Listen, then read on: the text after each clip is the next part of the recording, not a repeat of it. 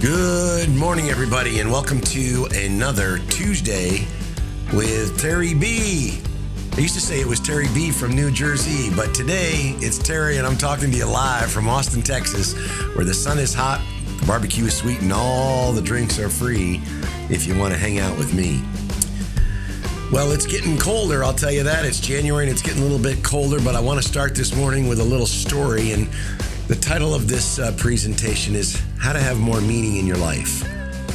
And the story goes like this. As she stood at the front of the fifth grade class on the very first day of school, she told the children an untruth. Like most teachers, she looked at her students and said that she loved them all the same. However, that was impossible because there in the front row, slumped in his seat, was a little boy, and his name was Teddy Stoddard. Mrs. Thompson had watched Teddy the year before and noticed that he did not play well with the other children, that his clothes were messy, and that he consistently needed a bath. In addition, Teddy could be unpleasant at times. It also got to the point where Mrs. Thompson would actually take delight in marking his papers with a broad red pen, making bold X's, and then putting a big F at the top of the paper.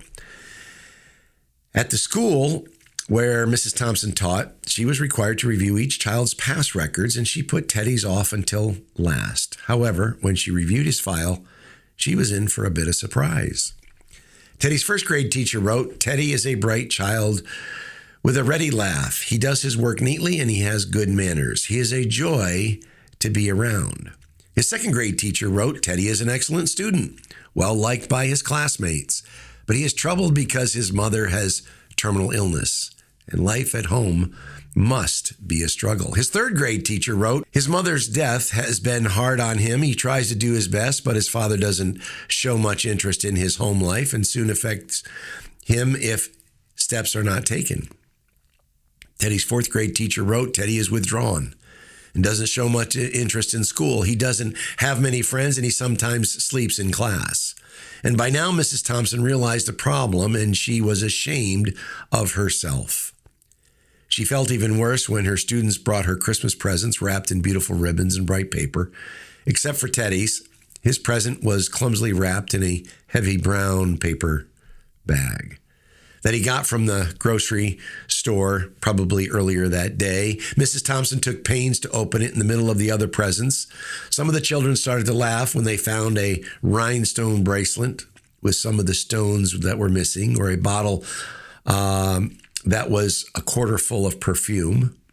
But she stifled the children's laughter, and when she exclaimed how pretty the bracelet was, putting it on and dabbing some of the perfume on her wrist, Teddy Stoddard stayed after school that day long enough just to say, "Mrs. Thompson, today you smell just like my mom used to."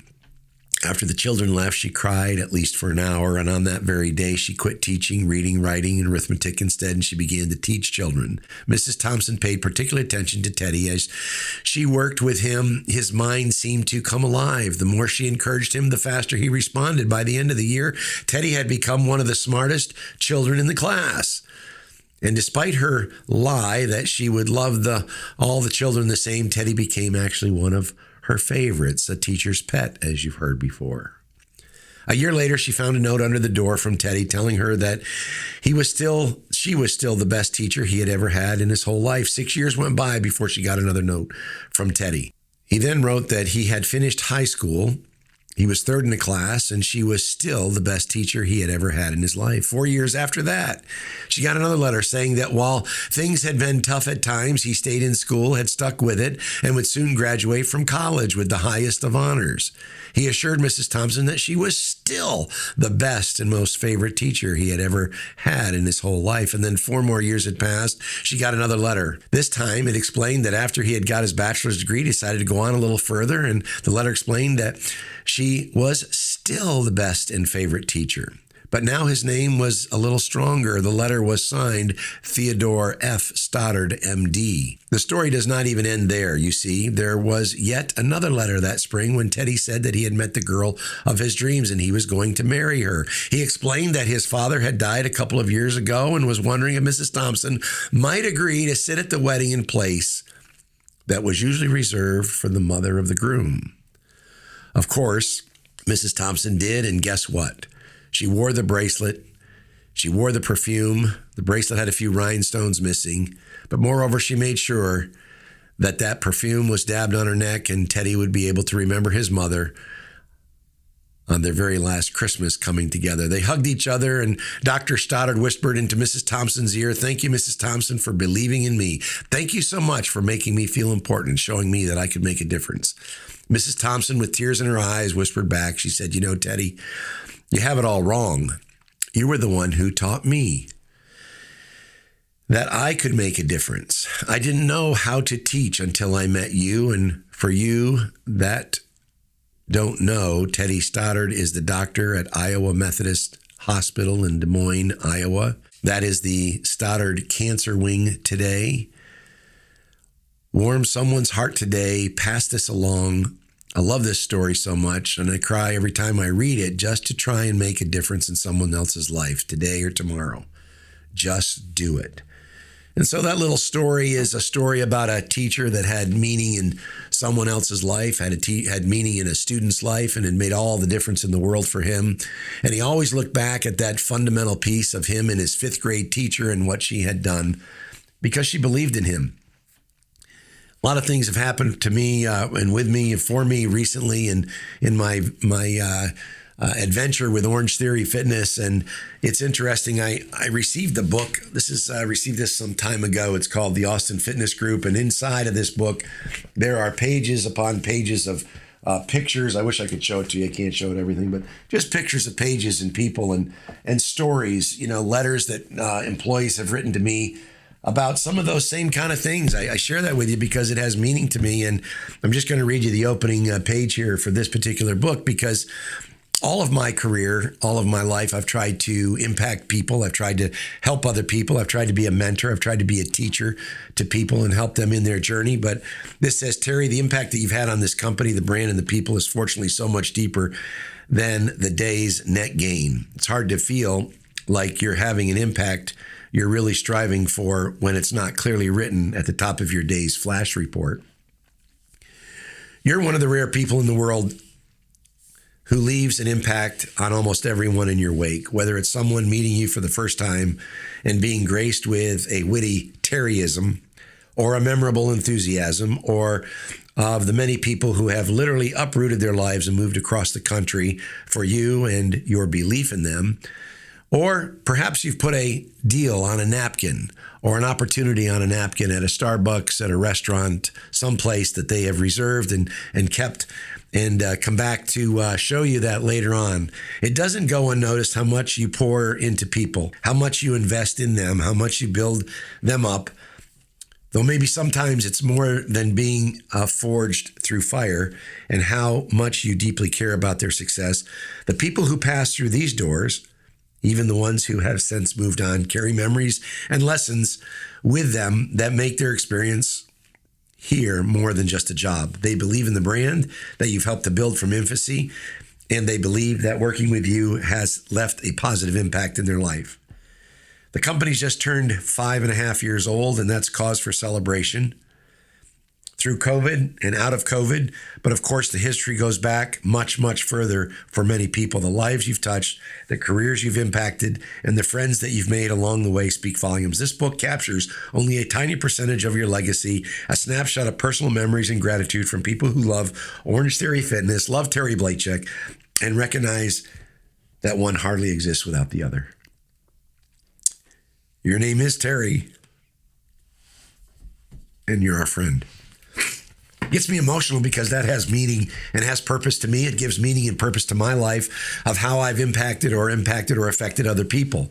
And so when you stop and think about your daily habits, when you stop and think about your interpersonal skills or interpersonal moments with people, there's a secret world that's going on out there that your daily habits, the way that you interact with people, your unnoticed routines, your small courtesies, your hospitality, the way that you treat people, it begins to shape not only their lives, but it actually has an impact on yourself and shapes your own life. And so what I wanted to do is just share with you 3 simple ways to create I call it meaningful relationships with people, because there are 3 questions that every employee, every person, every customer ask of you that they never say these out loud. I've talked about these in customer service moments before, but this rings true, I think, for employees and people in their relationships. These are unarticulated questions that people have as you go through life, as you go through your career, as you go through your boss, supervisor, employee, employer relationships, and just with your friends. And here's number one. Number one people ask themselves is, does anyone here know my name?